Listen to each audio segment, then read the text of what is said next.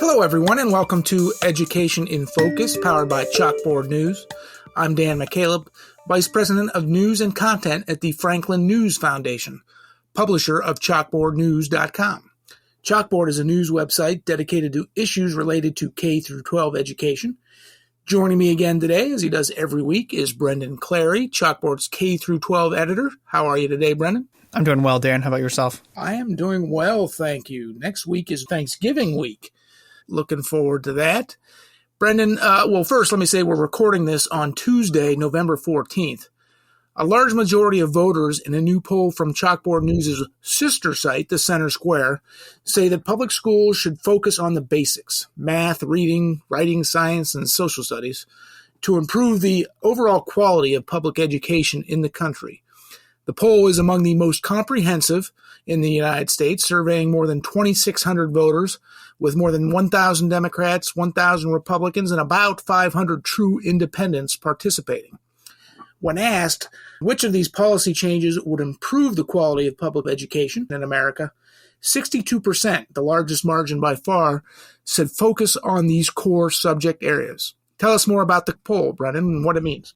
Yeah, I think sort of in context of what we've been seeing in terms of a lot of the different debates that are happening in school board meetings around the country, this is a call from voters for schools to focus on what, they see the purpose of schools to be, right, which is to teach students, the basics, science, reading, math, English, to be able to read, to be able to write, to be able to function in society, to take a job, right after graduation, if that's what they want to do from high school, or go to college, right? And to be able to flourish in society.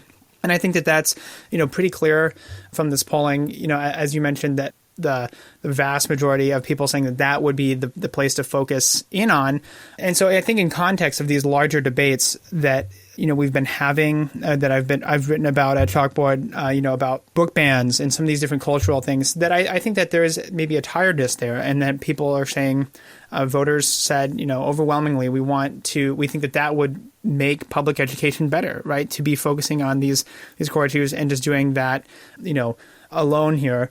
So that I think is the in context there. That's the broader scope of things. That's what they're looking into. I mean, and that they had there's other questions, right, about what would improve schools. Sending kids to charter schools or other alternatives, or reducing classroom size, shortening the summer break, increasing teacher pay. And increasing teacher pay was next in terms of the support. I think that most people had, they thought that would be the next thing after focusing on the basics, basically. But, so I guess like broadly, that is what, voters want to see moving forward.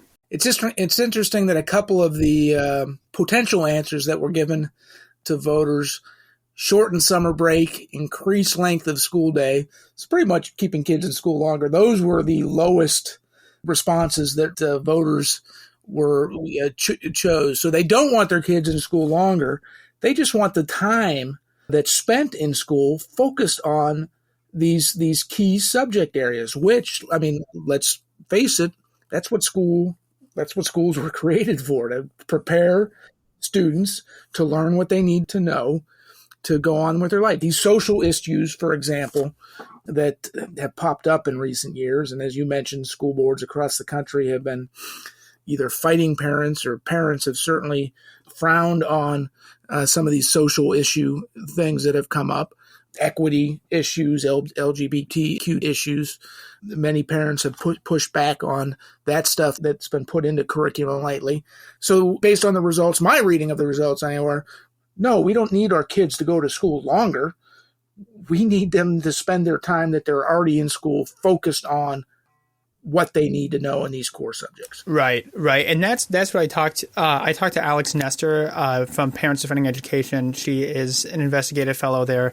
And she basically said, the time in the classroom that you have is a zero-sum game. So if you are talking about, social emotional learning, or you're talking about maybe different gender ideology curriculum, or, your social studies is including these books from authors of diverse, sexual minorities or racial minorities, and you have like a different focus than maybe the classics, or you're talking, you have different sorts of focus than just the basics, right? Then that's classroom time that you could otherwise be spending on that. And so she kind of pointed out that you have these things coming up, and so you have and I've written about too restorative justice, right? You have these circles where you have students in a circle every morning, and you're talking about like, this is what's going on in my life. And, that does take time away from the time that you would otherwise have in class, right? To focus in on something else. And that was another interesting thing that, that was asked about. And there was only a limited support for some of those social emotional learning tactics. Yeah,